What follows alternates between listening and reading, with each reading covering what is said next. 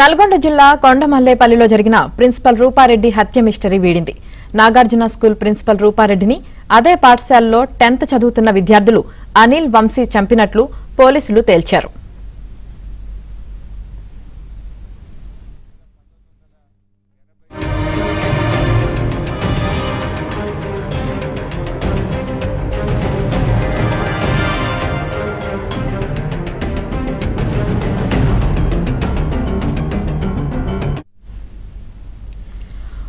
ఓ విద్యార్థి చెడు ప్రవర్తనపై మందలించిందని పగ పెంచుకున్నాడు. రూపారెడ్డిని చంపేందుకు కొందరు విద్యార్థుల సహకారం తీసుకున్నాడు. పక్కా ప్లాన్తో చేతులకు గ్లౌజులు ధరించి చంపారు. సీసీ కెమెరాల్లో దొరకకుండా జాగ్రత్త పడ్డారు. రూపారెడ్డి ఫోన్ 2 లక్షలు ఎత్తుకు వెళ్లారు.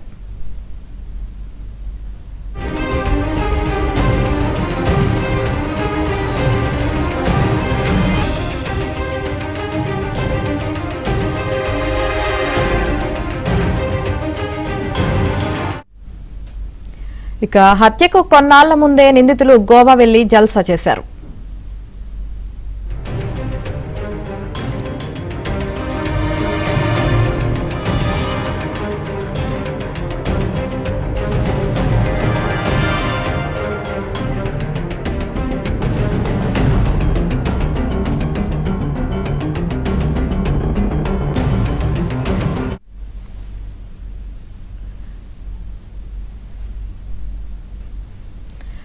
నల్గొండ జిల్లా కొండమల్లేపల్లిలో జరిగిన ప్రిన్సిపల్ రూపారెడ్డి హత్య మిస్టరీ వీడింది. నాగార్జున స్కూల్ ప్రిన్సిపల్ రూపారెడ్డిని అదే పాఠశాలలో 10th చదువుతున్న విద్యార్థులు అనిల్ వంశీ చంపినట్లు పోలీసులు తేల్చారు.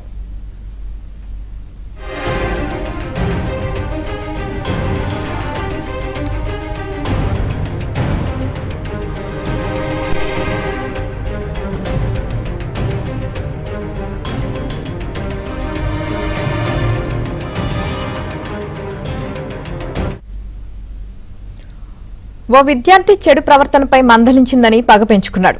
రూపారెడ్డిని చంపేందుకు కొందరు విద్యార్థుల సహకారం తీసుకున్నాడు. పక్కా ప్లాన్తో చేతులకు గౌజులు ధరించి చంపారు. సీసీ కెమెరాల్లో దొరకకుండా జాగ్రత్త పడ్డారు. రూపారెడ్డి ఫోన్ 2 లక్షలు ఎత్తుకు వెళ్లారు.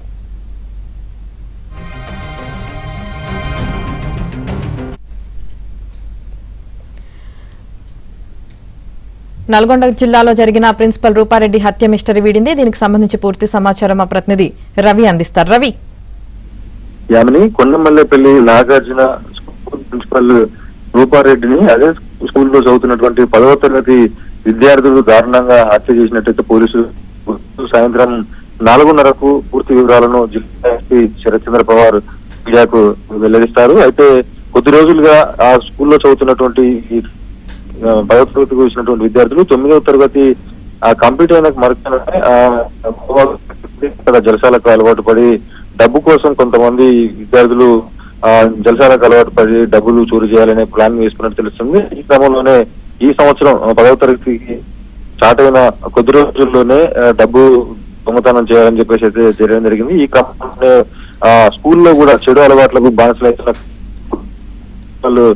రూపారెడ్డి ఆ విద్యార్థిని కూడా గట్టిగా మందలించడం జరిగింది. వీడియో తీసి పేరెంట్స్ కూడా పంపడం జరిగింది. అతన్ని హాస్టల్ నుంచి బయటికి పంపించడం జరిగింది. అప్పటి నుంచి కూడా ఆ విద్యార్థి ప్రిన్సిపల్ రూపారెడ్డి కక్ష పెంచుకున్నట్టు తెలుస్తా ఉంది. ఈ క్రమంలోనే మరో విద్యార్థి సహాయం తీసుకొని వరుసగా 3 రోజులు సెలవులు వచ్చిన క్రమం సాయంత్రం పూట ఆమె ఇంటికి వచ్చిన తర్వాత సాయంత్రం 5:30 గ్రామంలో ఇంట్లోకి చొరబడి దారుణంగా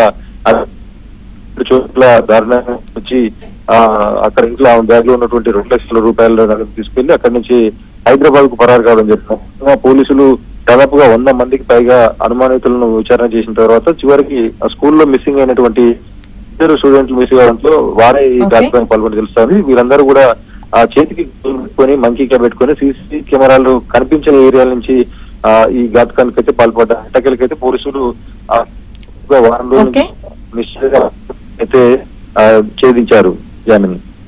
రైట్, థ్యాంక్ యూ రవి.